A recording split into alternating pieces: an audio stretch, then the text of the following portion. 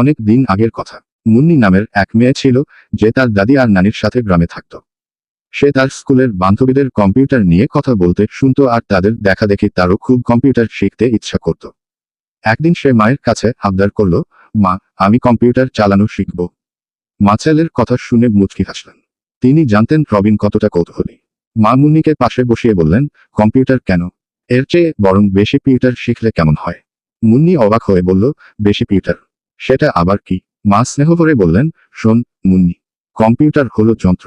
তুমি যখন তোমার বুদ্ধি আর মনকে কাজে লাগাবে, নতুন কিছু শিখবে, নতুন কিছু তৈরি করবে, তখন তোমার মগজটা একটা কম্পিউটারের চেয়েও দ্রুত কাজ করবে।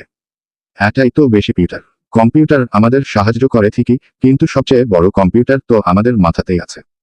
তুমি বই পড়বে, খেলাধুলা করবে, নতুন ভাষা শিখবে, ছবি আঁকবে, গান গাইবে, তাহলে দেখবে তোমার বেশি পিউটারটা কত শক্তিশালী হয়ে উঠবে।